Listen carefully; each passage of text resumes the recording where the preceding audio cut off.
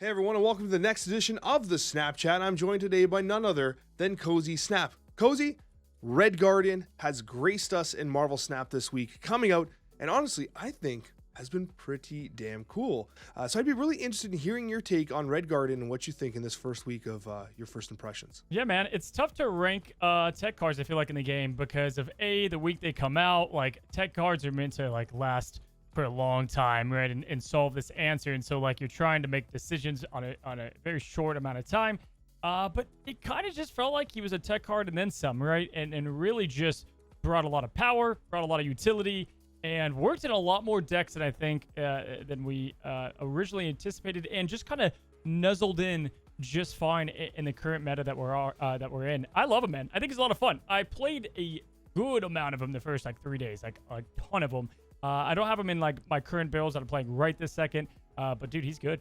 He's annoying too. He's frustrating to go against. Yeah, I've liked him. I've liked him a lot. And the way I've kind of described him to people during Twitch drops, were asking me hey Alex, should I be getting Red Guardian?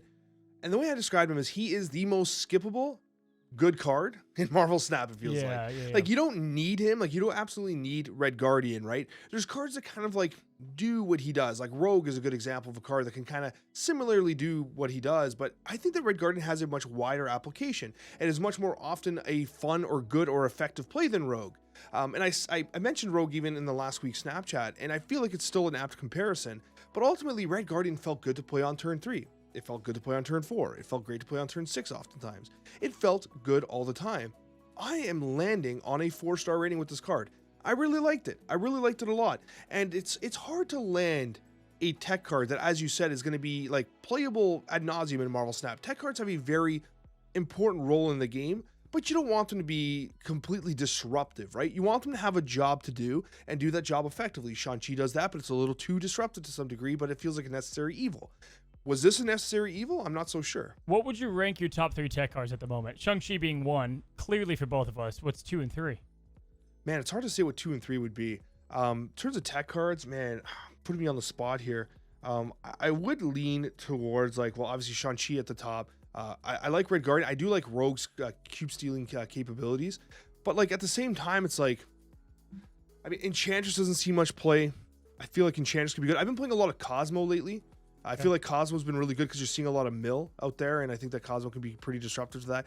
Really good against Destroy. I like Armor for that reason as well. I think Armor's really good against Destroy, and I tend to be favoring Armor over something like a Kyera for that reason, for the offensive side of it. Okay. Man, it's there's so many tech cards in the game, but at the same time, it's they're so niche, right? So what's your 2 and 3? I'm none the wiser after that. What is your 2 and 3? My 2 and 3, I feel like if Shang-Chi is 1, I would lean towards probably right now. I'm playing a ton of Cosmo. I would put Red Guardian at 2, actually. Okay. Red Guardian at 2, probably Cosmo 3 right now is where I would go. I've been really liking Red Guardian. I've been playing him a ton. Yeah, I've got him at 3. So I've got Shang-Chi at 1. Probably Shadow King's my clear cut too. I just love him in the current meta that we're in. And then probably 3 Red Guardian. And then it's kind of Cosmo Rogue together in that kind of niche field. Super Giant, I almost have in some regards of them. Enchantress is low down on the list right now. It's crazy. Just she's just not providing as much, and of course, you do have Armor in the right circumstances. Just curious, where you had Red Guardian in there as a whole, and it does show that he's pretty damn good in some considerations. But what decks have you been playing him in the most, man? What has been your Red Guardian deck? The Red Guardian deck for me, without question, has been Silver Surfer. It was just such a natural inclusion in that deck, and I like that. I like when you have a card that's you want to experiment with, you want to run it through its paces, and you have a deck that just works. And I'll throw the deck on the screen here for the audio listeners. We've got Nova, Forge, Okoye, Brood, Silver Surfer itself, Killmonger, Nakia, Red Guardian, which is taking the role of a rogue prior, Hope Summers, Sebastian Shaw, Absorbent Man, and Sarah. Now, this is actually a pretty good performing deck. It doesn't quite crack the top 10 right now, but it overall is amongst the strongest Silver Surfer decks. And it's kind of funny to think that Okoye and Nakia are actually providing as much value as they are. I've even found myself playing Nakia on 3 and then an Absorbing Man on 4, and then having this massive Sebastian Shaw that goes along with a Sarah on turn 5 into turn 6, right? So, I don't know. I've really liked the deck, and the nice thing about it is when you have Sarah on the field and you're holding, the potential to play three cost cards on turn 6, Red Guardian can come down and just swipe out that Dracula, take out that Morbius. Yeah. take out that Iron Man against that Tribunal. It creates these snap conditions, which I think go underappreciated. And so, like, that's why I've really liked Red Guardian. He has felt like a very good play on turn 3, and a very good play on turn 6 in these Sarah Surfer decks. And so, like, I don't know, I've really, really liked my time with him. I even like him better than Rogue. Like, I'll say that straight up. He feels like he's never disappointed me. Yeah. And even with, like, that negative affliction power, like, he's always giving you something, right? Yeah, Rogue has bigger upside, I think, like, overall, but the risk is way higher because then you also have the chance of doing just absolutely nothing there. And so, or just taking like a 50-50 on a, Ravonna Iron Man. You're trying to go to the Iron Man. We've been there, done that. Yeah, dude, I like him a lot. And the on-curve plays is nice. I did that a ton in the Affliction style deck with High Evo. I thought, I love that double up with the Abomination and just completely having a blast with that deck. And that's where I was playing him a ton. But the later gameplay and doing some controlledness, which I think Surfer does well, is just a blast too, man. I was doing decks where I was closing down a lane, let's say with Storm, and then it's like, okay, Red Guardian just needs to do his thing on the other lane to win, and it just feels like Surfer does that best. But yeah, I've seen him a lot there, seen him a lot in just like curve disruption decks, but the High Evo build, by far, when I can get away with playing it, is my fave. I actually was experimenting in High Evo as well, and he was definitely good there. 100% good there. And especially when you consider that the Affliction obviously helps Abomination, and then you can get some actual legitimate magic happening when you have like a turn 6 or 7. You have like a free Abomination. If you've doubled it, like with a Moon Girl or something like that, then all of a sudden you like have this insane amount of power drop. Yep. Like I had a turn where like literally I skipped turn 6, and then I had a massive Hulk, right? I had a free She-Hulk. Yep. And 2 Abominations that I had copied with Moon Girl. I didn't manage to copy the She-Hulk, but it was just like, it was insane, the power spread I was able to drop down, right? All while having a Sunspot on the board. So it definitely does help those archetypes. And he just makes, man, he can make some cards feel so useless. Like you hit the Sunspot, you hit a net, like hitting a Sunspot's hilarious. It just becomes such a dead card. There's so many examples of cards that he just completely nullifies and was a large win condition for the opponent. And yeah, again, that's why I think we can creep up. I think we both gave him 3.5 last week, and I am fine moving that on up to 4. Yeah, I've liked him. I think he is a great release. And the reason why I really like this release too is because like I think he's great, and I think he's a surprise for people that unlocked him. People are like, I'm going for High Evo, and I got Red Guardian. I guess he's fine. But then you play him, you're like, okay, hold on though. Like this card's actually pretty good. And it's not like no one's complaining about Red Guardian. I've not seen any Twitter threads or Reddit posts be like, Red Guardian, what's Second Dinner doing? Like it's no one's complaining. But everyone that's playing was like, okay, yeah, this is pretty good. But he's not an archetype defining card, right? No. And it's gonna be interesting to see how he slots into things outside of Surfer and Evo. Like those were by far the best 2 synergistic places. And I wonder if like even with Junk, right? Even with Junk, there might be an opportunity to like hit some stuff, right? Like, I don't know. Like, it's more negative power on their board. Maybe there's going to be an additional synergy next week that we're not really thinking about. Largely, though, do you think, to end on Red Guardian, do you think that Shang-Chi has standalone tech card value? He could be in any deck because he's a tech card, right, Alex? But does he need a supporting member, right? And I think he's close on that edge. He reminds me of Shadow King in that front, like where it's like Shadow King's good, but you usually need one other to really, get the defensive tools. You're right. Like it can be really tricky. Like Shadow King is a kind of card, like it's a definite snappable surprise card. Red Guardian, does it stand on its own 2 legs? Is basically what you're asking. Like, or do you need like the pieces around it? I think it kind of does. But if you're making like a good card style deck, I don't know if it makes the cut. Like, do you if you're making a good card style deck, like, do you cut something like a Gladiator for Red Guardian? Like, is that something you can really cope with? You know what I mean? Like, would you play Red Guardian over the Gladiator? Not in that style of deck, probably not. No. Exactly, right? So, and if it doesn't make those style of lists, and then all of a sudden you have to really rely on its synergy, right? If it's not going to make a good cards list, then it has to synergize to make sense in your deck, right?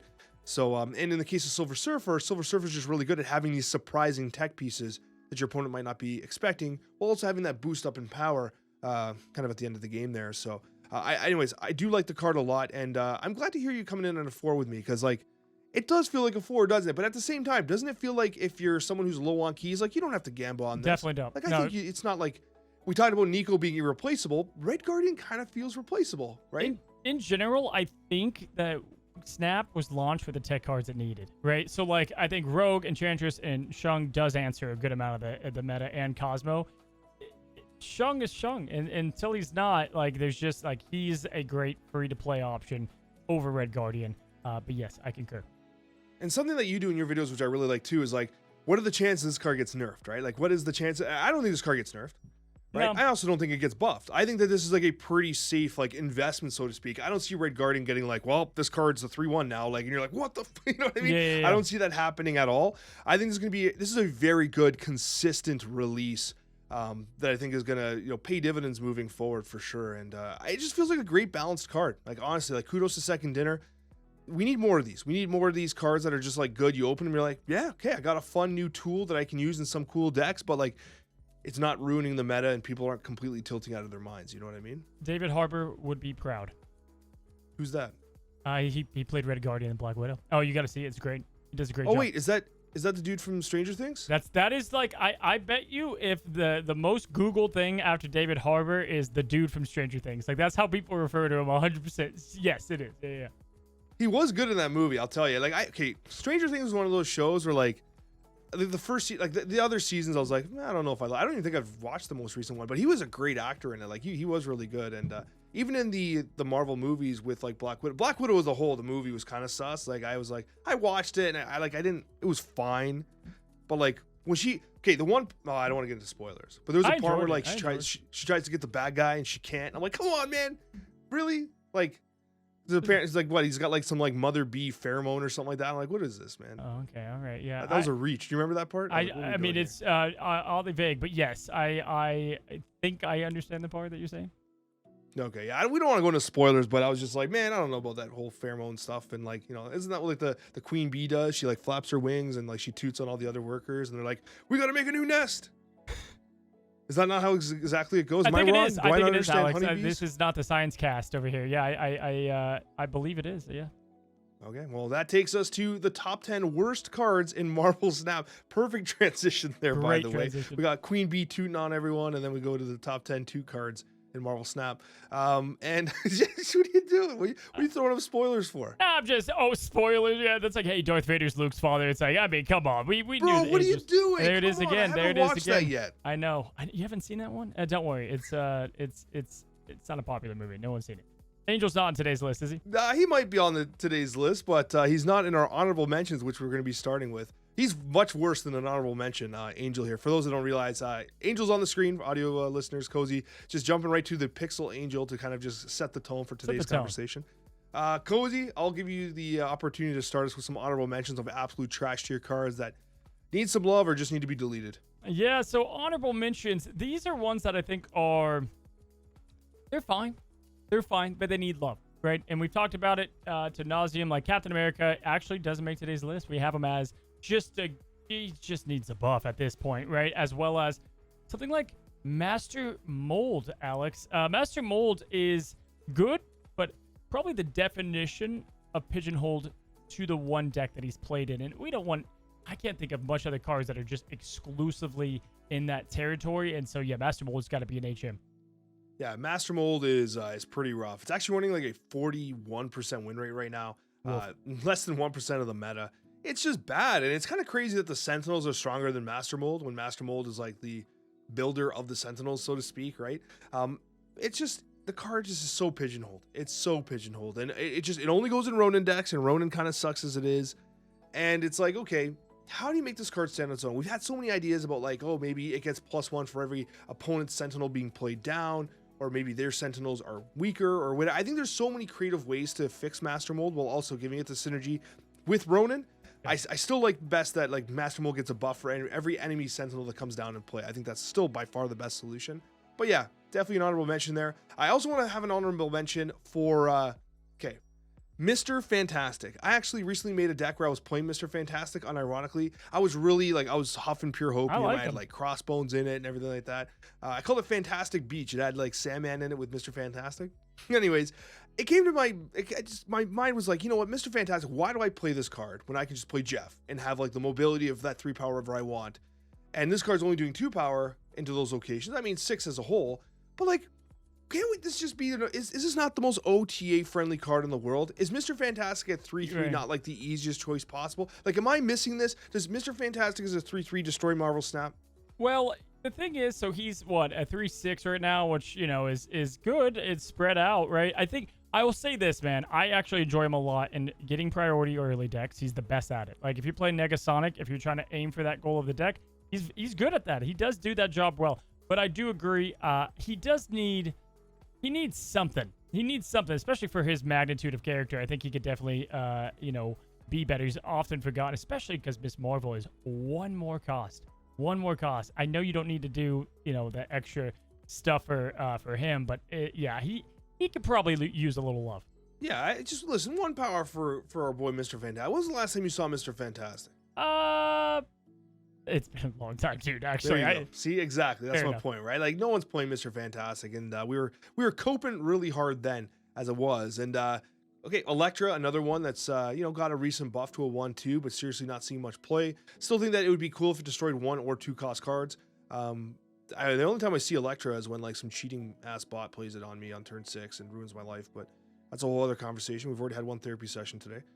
Cozy, you want to hit us with another honorable mention? Yeah, C2 is probably her best home. I would say lastly, especially because Valentina's coming out, it just makes Nick Fury as awkward as they come. I don't know, man. He already had his buff almost more than a year ago, I feel like now. He just isn't played well. He's just not worth playing on 4.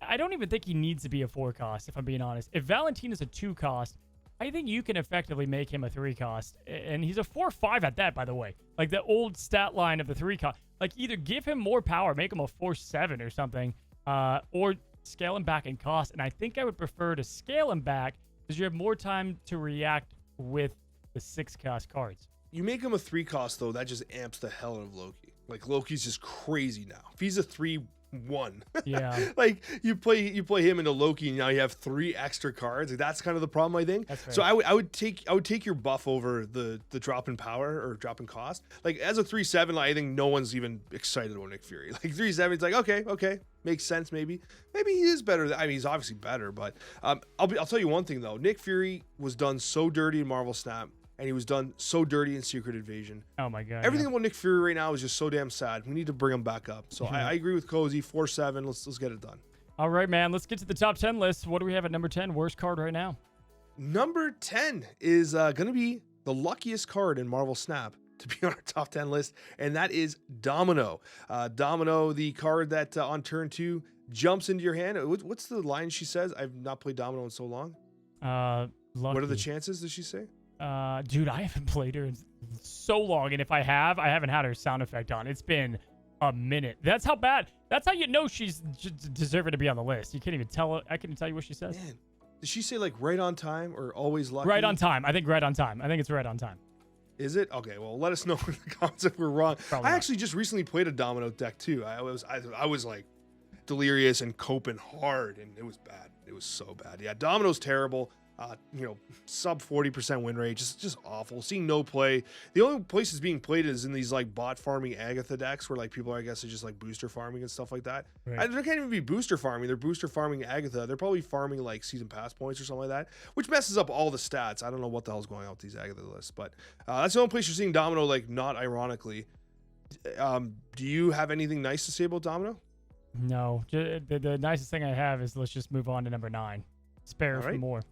We can move on to number 9. It's we'll spare Domino here. Number 9, Cozy, is it pains me to have this card here because I've spent a lot of time thinking about Kang the Conqueror. Number 9, a 37% win rate and a 0.2% of the meta, and that's probably just me playing it. At a 37% win rate. Listen, Kang the Conqueror is so damn bad. It's remarkable that this was considered a big bad on release. It's remarkable that I coped myself into getting it on day 1. It's remarkable that I was a finalist in Twitch Rivals with a Kang the Conqueror deck because everyone's like, yo, no one was expecting your boy to be bringing Kang the Conqueror. But this card's a disaster, man. A complete disaster. It makes no sense. We've talked about reworking this card so many times. It's just not happening. It has to happen eventually, right, Cozy? I had them in the Avengers, and even then, it's like I would be like, okay, they're doing that, and then I would play a play around that or to counter that, and then they change the play up, or they keep the play the same. Like I would even mess up even with the advantage that you have with them. Pixie's a better card of a bluff snap almost sometimes now at this point. Like he He's just lost, man. He's lost, and I feel like the devs are just kind of like, we don't want to mess with him either. Like, he's just this lost card in Snap, and it's gonna be even more apparent. Like, you know, people want to play Marvel games when Marvel movies come out and things like that. Even more so, hasn't been a lot of bangers lately. But Secret Wars comes out, the new Avengers. If Kang is still involved in all that, which I think they've teased, there's gonna be more, but I think he's still gonna be in there. People are gonna want to see Kang. They're gonna want to see him be better. And certainly it's not this. I've been giving a lot of thought to Kang because I actually do like the card. Even like again, this is just pure coping, but I would make a suggestion. This is no TA change. Okay. Change him to a 3 cost, 3/0 with the same effect. The reason why I say this is because that at least gives you the opportunity to buff Snap at like more reasonable situations. Because when I was playing Kang, I've played an obnoxious amount of Kang, and one of the most frustrating things is his most useful component is usually the buff Snap. It really is. That buff Snap is usually the best part. But the problem with it is that like there's often situations where you need to snap earlier in the game, not on turn 5 or 6. Like if you have an advantage and you need to snap to secure that win, if Kang's a 3 cost, it still has the same effect. If you're on turn 3 and you're able to snap to kind of put pressure on your opponent, that Kang snap is way more valuable. And so like, yeah, it might cheat more cubes in the long run, but I think that if it's the same effect at 3 cost, it's at least a better card, and I don't think it's that damaging. And you make them 3 so they can't play him after. I was even like a 0/0, like who cares? Like it doesn't matter at that point, but I guess you just don't want people playing him on 1 and 2 and bluff snapping on 1 and 2 maybe. But yeah, I think 3, I'm fine with that. I think that's okay because yeah, 5, especially like talk about a super dead draw at that point, right? Or if you top deck him and you play him, yeah, you get the chance to draw another card. You just don't get to do that at 5. It's just awkward, and you have to have perfect timing. I agree. I think that's at least a start where they don't even have to put a lot of effort into it. That's a key thing that's actually worth noting there. Is the idea that if he's a 3 cost and you top deck him on 3, 4, or 5 or 6, now you have a greater spread where you can technically play him and get a draw. It's better and probably more fair than Kang is a 5 cost that always draws a card, because that's what another trash tier POS card on our list is going to try and do. But ultimately, I think at 3 costs, now you have more chances to pull that, hey, I get the Kang snap here and draw a card. Adds a little bit of RNG to what is already an absolute trash tier trash heap. And that takes us to number 8. And if it's not the time for Baron Mordo, I don't know when it's going to be. We got mill decks all over the place. So much emotional damage being caused by Baron, Yondu, and others. And Baron Mordo is nowhere to be found. And when I'm talking about Baron, I'm talking about Baron Zemo, not Baron Mordo. Because Baron Zemo is actually pretty damn good and the key component of these mill decks. And we have this weekend mission where like everyone's milling each other with Yondu and stuff. I ain't seeing Baron out there because he's a trash heap of a card. Cozy, how much do you love Baron? I feel like if I like threw a trivia contest and I had people name every card in Snap, he would have to be amongst the most forgettable. Like probably like bottom 3. Like even Quicksilver, Angel, these cards, they're known for sucking or known for being whatever. Baron just exists. He sucks, and this isn't it. This isn't it. I don't even think he's on their radar too. Yeah, and even in the movies, I'm like, yo, why is this guy so mad?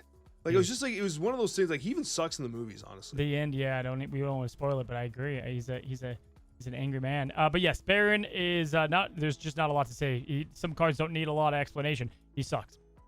Yeah, and this is, by the way, this is a post-buff Baron. He was even worse in the beta, and they buffed him. He's currently running a 36% win rate and less than 1% of the meta. Literally one of the most forgettable, most useless cards in Marvel Snap. Especially since Mobius and Mobius is out there who's doing work to just counter Baron. Number 7, and this is a card that I love from a flavor perspective. I love in the MCU, but our boy M'Baku just... I don't even know, man. Did he get buffed? Like, what was that? Like, I don't know, man. Now jumping to the lowest power location, similar to Proxima Midnight, except, of course, it has to be in your deck, still not in the hand. Like, what are we doing? Come on, make him jump from the hand. Cozy, please, M'Baku jumping from the hand.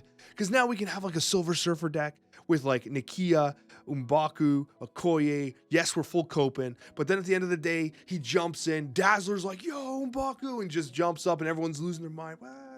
Like, come on. There's so much hope for M'Baku. This just ain't it. I think that card that runs out of your hand, coming up from the internals, that's the tech that will help with that. And if he doesn't get fixed in that OTA or anything around there, he's dead forever. I think that's his last shot to be a decent card. We floated it. This is one for a year now. We floated, +1 when he jumps out or anything of value. And no, M'Baku just garbage. Yo, he's absolute garbage. Absolute garbage. Unplayable. Unplayable filth. And it's so sad because I love the character and I like the effect. And I've won some of the most hype games of my Marvel Snap career with M'Baku. Yeah, the classic, like, not Weird World. What's the thing that randomizes your deck? I can't remember it all of a sudden. The location. The location that District X? Yeah, District X. And then all of a sudden, like, you're like, oh, I lost. And then M'Baku comes out of the deck. It's like, yes. It's like one of the greatest moments that you could possibly experience. So yeah, what a trash heap of a card. Please buff M'Baku, 30% win rate.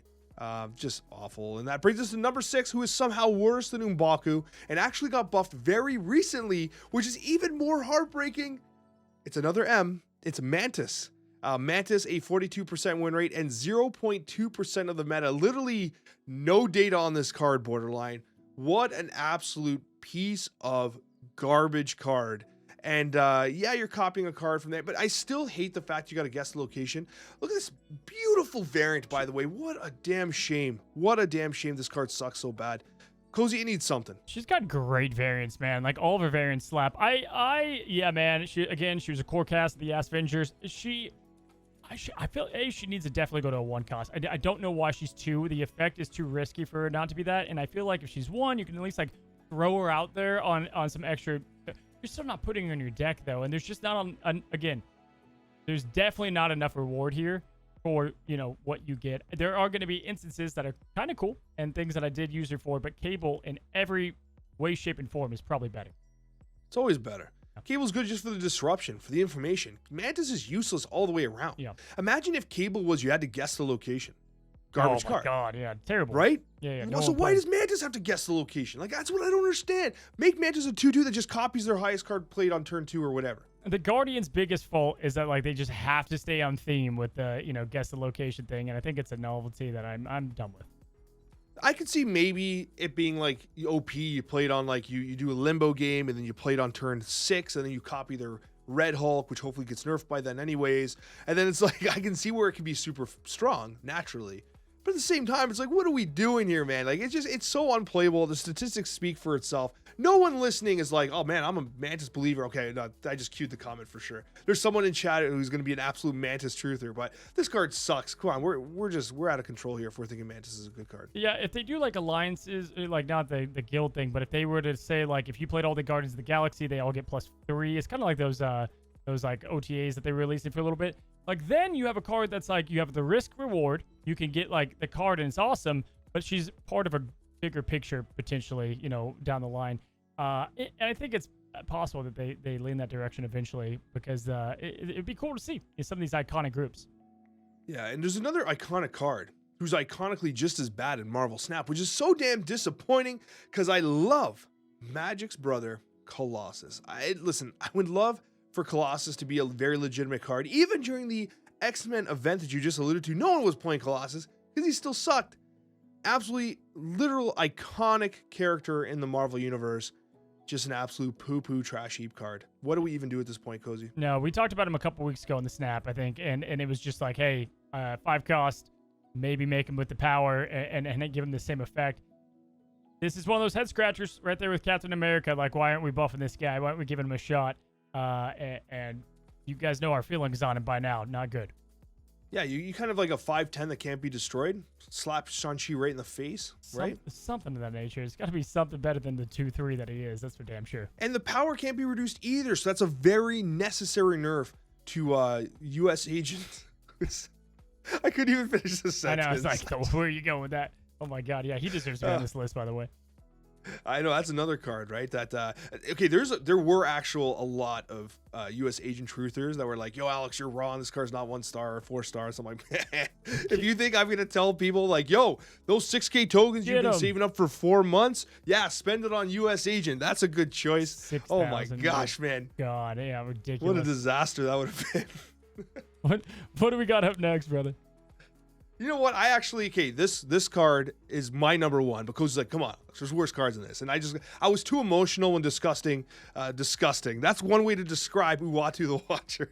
I feel like I bring him up. We just finished talking about him. We did a segment that was not even supposed to be about Uatu, and I somehow I shoehorned him into your discussion. I'm like, we're talking about Uatu. That's when I threatened to stare at the sun, right? This card is so bad, man. I huffed a ton of hopium during Twitch drops. I made a deck with Uatu. Okay, I can't even finish my sentence. This pixel variant is offensively terrible. Cozy, like, what is this? I feel like I've lived in deja vu, and I've lived through so many Uatu conversations. I almost feel like I've brought him up before, and that was your same reaction.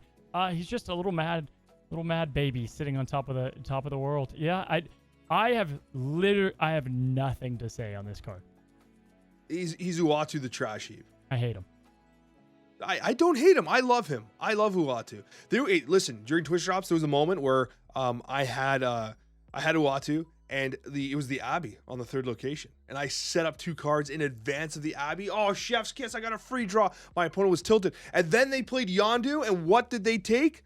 They took out Uatu the Watcher. He literally he took one for the team, man. And I was like, yes. When someone baroned me and they took out Uatu, I just gave him like the beast emote, right? Yeah. Which I paid like, the $45 Canadian for for those moments. And I was like, oh, snap. And they just like too much emotional damage. They just left. It was, okay, listen, Uatu might, you know what? I'm changing no, Uatu's the best card in Marvel Snap. Got nothing else on Uatu. Come on. Okay. Obviously, I love Uatu more than Cozy does. Okay, number three, the top 3 worst cards in Marvel Snap. We're gonna be talking about Arrow here. Arrow, absolute trash heap card. Nobody should like Arrow. Now Cozy's upset. What do you think, buddy? Explain why.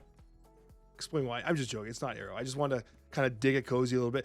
Why can't you let me have my moment with Uatu? Why can't you at least say, Alex, I care about the agree, listeners. I care about the listen, it's been 3-4 weeks now, and they're concerned about you too. I think about the Uatu love, and you know what? And as I talk about this, we're wasting their precious drive to work talking about this little angry baby. Man, listen. One thing I will admit is not so long ago I was watching some of my older videos. I don't know why I did this to myself, but I was watching some of my older videos, and there was a unironic video where I had Uatu in it, and I coped myself so hard. I was like, yes, play Uatu. This card's actually good. Location knowledge is important in Marvel Snap. I'm like, oh my god, I wish I knew what I knew now. Then I was like, oh man. But I've been on this train for too long. But you know what train I've never been on? The Quicksilver train. Because that card is legitimate actual poo-poo that I don't think will ever get changed in Marvel Snap. I feel like it's like a new player trap where like, oh, it starts in your hand. That's got to be good. It's the reason why we don't have mulligans or anything like that. No, this card is poo, guys. Like, you should not be liking Marvel Snap. And I know, right, again, there's something like someone's like, no, where's my keyboard? I'm the Quicksilver truther out here. There's always 1 or 2 in the comments. This card is absolute poo. You should not be playing Quicksilver in any circumstance. Number 3, Quicksilver. I feel like if he was a pool 3 card, he would literally never be played. Like, if you'd even have access to him till later on, just a complete again, there's cards that are so bad I just have like nothing nice to say, which I think is the point, but also just railing them into he's awful. Don't play him, guys. Don't get trapped. Noob trap is what they say. If you release this card right now, do you release him as like a 1-3 and then nerf him to a 1-2 like months later? How do you release a card like this? You don't. This card? I mean, I guess you do in like in Mortar and whatnot, but this would be the worst card by far to release. It would also be 6,000 tokens. Yeah, of course. 6,000. Anybody that thinks Series 4 is a new release is coping, man. Okay, so I would say that like Quicksilver as a 1-3 is actually maybe playable. No, you still don't think so? 1-3 starts in your hand. I don't think I think you'd always be the worst card in the deck when you're trying to make it. No, of course he's still the worst card in the deck, but like there might be like you could somehow just C3 like maybe, convince yourself he's playable. Maybe C3, maybe. Probably not. You're just not feeling anything, eh? You're so angry today. No, it's the bad cards. I mean, yeah, no, it's so funny. I say you're so angry. You let out like the funniest laugh I've heard in the longest time. It's like, well, we're talking about Quicksilver, and there's only 2 cards worse than Quicksilver in Marvel Snap, and one of them, it's just, I can't believe we're gonna bring this up because like Glenn's like, seriously, guys, seriously, this is it. We're going to the 5 cost. We've buffed this card twice now, and you guys are still saying it's the 2nd worst card in Marvel Snap. Cozy, I'll give you the reins here on our boy Warlock. Oh man, I would spend my days making a 12 card Uatu deck, 12 card Quicksilver. Heck it, I could play enough. Heck it, that's like the most PG thing I've ever said. Listen, I'd play Quicksilver and Domino all day, every day before Adam Warlock at 5/5. This is just a dead. This is a card that might as well not exist. In fact, I challenge Glenn or anyone on the team, remove him from the game and see how many people actually notice. I'd be. It would take. I bet you it would take. Like if something like Darkhawk was gone, right? People be like, "What the hell is that card? Where is he?" Adam Warlock. I think it would take a couple days before someone. No, I agree. Realized. If you absolutely removed Adam Warlock from the game, there's a good chance that no one would notice for like a while. And then someone on Reddit would be like, yo, is Adam Warlock not in the game anymore? And then eventually people would get it. Yeah, this card is so bad. It's so bad. And I understand oh, we got to protect card draw and stuff like that. Here's an interesting thought. You're holding card draw like so sacred, and yet like you're letting people mill the crap out of my deck like nonstop. It's like what are we even doing here? This 5/5 Adam Warlock is so absolutely cringe. It is bad. It's awful. It can't be in its final form. But I don't know if they ever actually buffed this card to like you consistently able to draw. Like I was one of the ones that coped playing Adam Warlock in like a Bast deck. Where on turn 2, if he's a 2/3 card, like it's like snappable. It's so unbelievably good, right? At least he was playable then. Like what? Like he's just totally unplayable now. He's awful. What's worse than him? What's worse than him? There's only one card, and you already had it on the screen. You already spoiled the entire segment earlier on. Listen, there's something to be said about Angel being the worst card in Marvel Snap, because like I think what makes it even worse is that they buffed it. And it's still just absolute just trash heap. Like, oh, okay, I'm playing a bot. Like that's what Angel is. Angel is okay, this is a bot. Like that's exactly what Angel is. I haven't seen Angel in a lifetime. Outside of a bot, yeah, haven't seen him in a lifetime. He's in an archetype that's so incredibly tight as it is. One of the he's the original X-Men. It's just he's bad.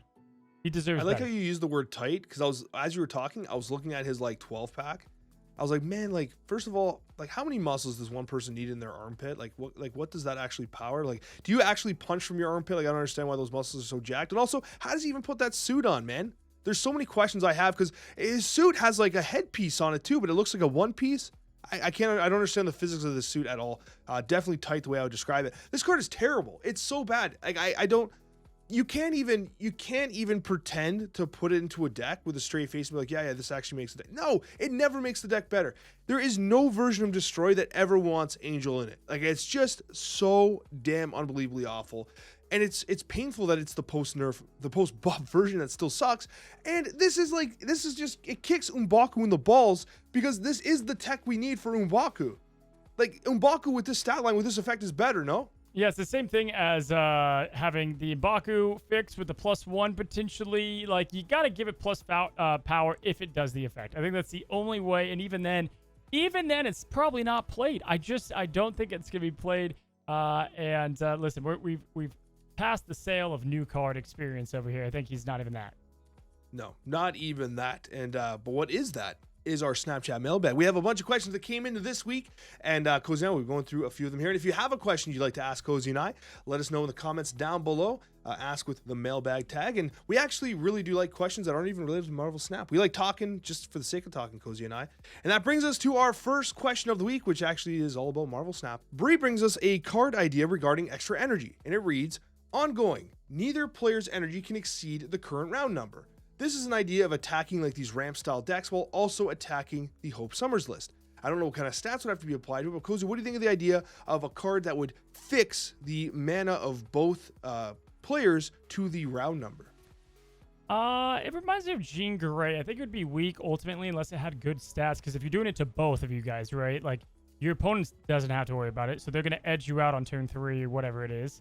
So I fear for that. It would need pretty good stats. I don't hate the ability. I don't hate the ability, but even with the ability, I don't know how much it's played because you're only targeting so many decks, and then it also takes up a turn. So does that mean it could be fair to bring to the game? Probably. There is one major synergy with this question though, like a card that would fix the mana cost per round. It's a Havoc card, man, because then Havoc can't drop the card. So Havoc would be like the power generation probably behind that type of deck, which would be kind of cool because like even though Havoc is seeing some experimentation, it would be cool to see some Havoc getting some daylight. But anyways, we had discussed the idea of like ramp counters to some degree, and that was an idea from Just Bree. The next question comes from Matthew, who is a new player and is asking about the season pass cards and when they do get released. So Matthew's asking, do battle pass lock cards ever become available again? Matthew, this is a very common question that Cozy and I get on our videos, and you'll be happy to know that if you don't get the season pass card, the next month they're added to the season 5 pool and made available in the token shop at 6,000 tokens. So if you happen to miss something like a Hope Summers and it's super meta impactful, then you do have the opportunity to get it then. But we will note that if you're going to spend any money on the game, generally speaking, Cozy, what do you think? The season pass is generally the most value, correct? Yeah, of course. And the gold pass. Yeah, absolutely. The season pass generally for like the $10, you get the card, which is the Series 5 card. You're getting your most bang for your buck there because generally speaking, tokens are expensive. Card acquisition is generally expensive. You do get your best bang for your dollar in the season pass.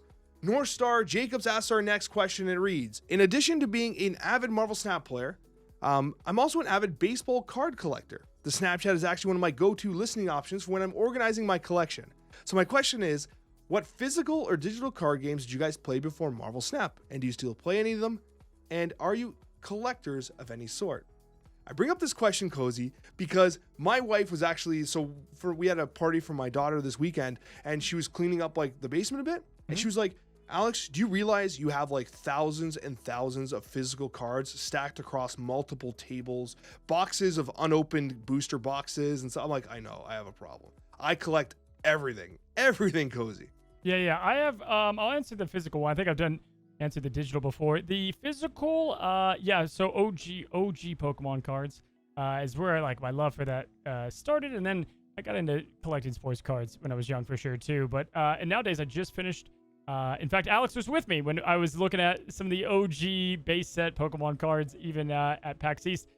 Still have a love and chase for nostalgia. And that's like the main one. And then I play other, there's other honestly, I'm a sucker for card games. And so like I have to almost limit myself or else I will try to collect them all. Like we even just tested Star Wars Unlimited and I like wanted to go all in on that. And, just because I like opening packs, cracking packs. Yeah, I'm an avid collector of all cards. Actually, right beside me, I just realized I do have a first edition Pikachu here. Beautiful. Right beside me. Look, I got it from my daughter. I bought this like 15 years ago, actually, so I have no idea what this is worth. It's a red cheeks too. It's rare. It's good. Is this actually rare? It has yellow cheeks. Is that good? It's yellow cheeks. I thought it had red cheeks. Red cheeks is rare. If it's it's not a first edition. It's just a Pikachu. It's good. It's fair. It's not first edition, so I just got ripped off. By your daughter. No, I bought this like a long time ago and I gave it to my daughter. I don't know. It might be. Hold it up to the camera more. I'm going to see if it's the first edition. I don't have an autofocus, so it's just going to be super blurry. Now I can tell just with that. It's not a first edition. It has a... okay, so it's useless then. Here, I got my graded Blastoise. This is also not a first edition look at as that. well. This is sick, though. This is not a first edition. Right here, though, is how you know it's a first edition. There's a little number right on that boy right there. But yeah, this is PSA 9, man. This is a... Oh, so what the hell do I have? I have just like a useless-ass Pikachu. You got a Pikachu. It's a couple bucks. A couple bucks. Man, I thought I was sitting on a gold mine here. No. Okay, I'm just throwing this thing in the garbage then. All right. But yeah, I collect a ton of cards. I used to play Hearthstone a lot too. Tons of Magic. I've been collecting Lorcana cards just for, I don't know why. I have like right behind me, actually, I have a booster box. You can kind of see it right there. That's the first chapter booster box. It's hard to point. It's right over there in the corner that I bought just because like I can have it and like, maybe one day it's worth giving away or something like that. And I also I love Pokemon cards. My daughter and I, we've talked about how we crack Pokemon cards all the time, and it's really fun. It's really fun to collect cards, and it's got its hooks in me. Like any collectible card game coming out, Alter TCG is coming out, which was one of the most kickstarted games in TCG history. I'm super excited for that as well. And it's a TCG with some digital collection elements, and at the end of the day, I gotta tell you, I'm just an avid collector, and I think that's something that Cozy and I, at PAX, I literally followed Cozy around as he was like going through all different booths buying. He's like, "Can I get a price on that Chansey over there? Oh, I need that Squirtle too." And it was actually awesome. You had an app that was tracking your original collection and everything, which is kind of cool. Yeah. I know. I love it too, man. Big fan of collecting cards. Yeah, absolutely. Hey, surprise, the guys on the Snapchat love collecting cards. Thank you so much for watching, everyone. We really appreciate you. If you have an opportunity, leave us a review on the podcast platform of your choice. It means a lot to us. It supports us tremendously. And we'll see you on that next Snapchat episode.